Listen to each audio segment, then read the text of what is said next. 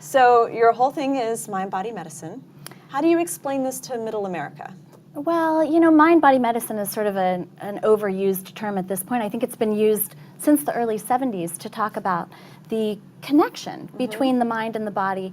The most sort of rational way to understand it is that every cell in the body is affected by hormones that are secreted based on thoughts, feelings, and beliefs that originate in the mind. So they're not disconnected. Our thoughts, feelings, and beliefs affect our body, but a lot of what I teach about really is sort of bringing spirit back into medicine as well. So it's really sort of a mind, body, spirit approach of, you know, using illness as an opportunity for awakening. And because I work a lot with healthcare providers, it's about really being that vessel for support, for nurturing care when someone's going through a health crisis, and being able to bring spirit through in that way in order to facilitate the body's natural self-healing mechanisms in our patients. That makes me so excited to hear. Like, I think I have a personal connection with believing that the mind is in every cell of the body, so how you think affects how those cells react. Right. And my mother is from an older generation, and I'm trying to convince her of that. And I don't know how to explain it to her to get her to understand that connection as well. So, do you see this a generational difference? Well, you know, it's funny because I come from such a conventional Western medical background that for me it's not generational. I was like your mother until I sort of had an epiphany. But if you want help explaining to your mother, I can give you a little quick tutorial on the science behind it, because sometimes that's what the cognitive mind needs is a scientific explanation. Yeah. But what happens is that, you know, the mind has a part of the brain in the limbic system called the amygdala. And this part of the brain is constantly on the lookout for danger. And whenever, you know, so if you have a tiger running after you, for example, right, the amygdala is going to signal danger, and it's going to put the nervous system in fight or flight response, right? This is the stress response, or the sympathetic nervous system. Now, the body has natural self-repair mechanisms, and we know this. We're taught this in medical school. So the body knows how to, you know, fight cancer cells that we make every day. It knows how to keep us from getting infectious diseases, even though we're exposed to bacteria and viruses every day. The problem is that those natural self-healing mechanisms only operate when the stress response is turned off.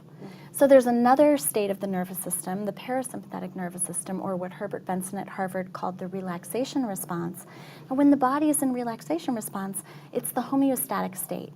So the body's natural self-repair mechanisms can get to work and do their job. The problem is that the amygdala can't tell the difference between there's a tiger on the loose or thoughts, feelings, and beliefs like nobody loves me. Stress is stress. Or I'm afraid, or I hate my job. All of these daily stressors. So the problem is our bodies are in chronic repetitive stress response. The studies show that we're in stress response more than 50 times per day. And every time we're in stress response, the natural self-repair mechanisms get flipped off.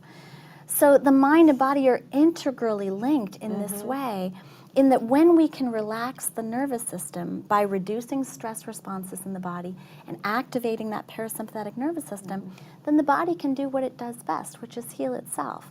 But in order to do this, we have to treat not just the physical health of the body, but we have to recognize the importance of our relationships on our health, of our jobs on our health, of our environment, and our creative lives, and our sex lives, and our spiritual lives, and our mental health, and all of these things affect the amygdala, which thereby affects the hormonal milieu of all of the cells in the body. So to think that the mind and body are split is you know, it's very elementary. And of course, spirit is infused through all of that. And so when we bring all of that together, then we really do make the body ripe for miracles.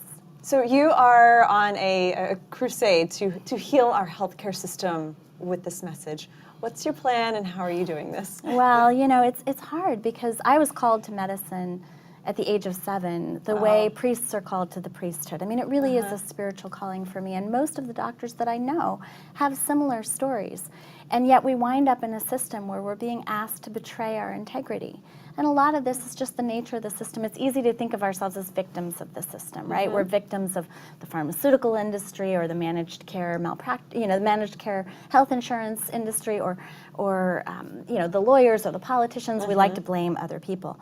But what I'm trying to train the doctors in the Whole Health Medicine Institute about, and now we're opening it up to other healthcare providers, I'm training them to reclaim our profession. This belongs to us. We're not victims of our system. We have let this happen.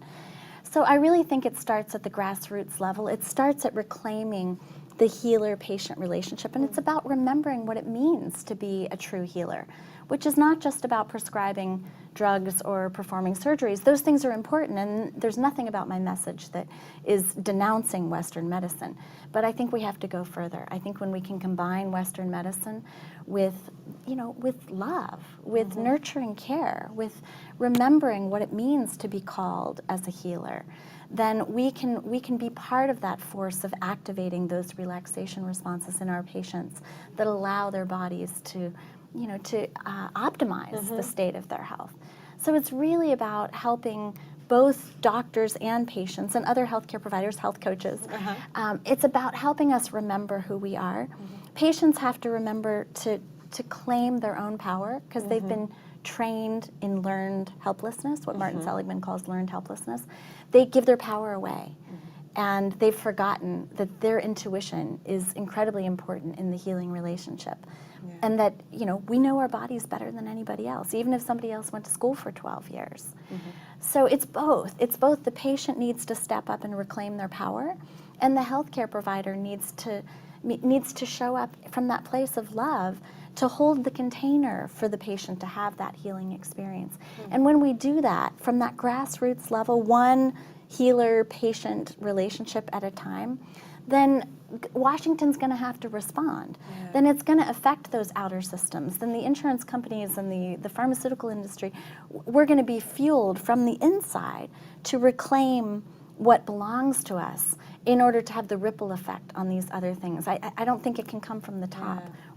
We have to come and rise up. I feel so enlightened, and just your energy being here is such a treat. Oh, so thank you. For joining.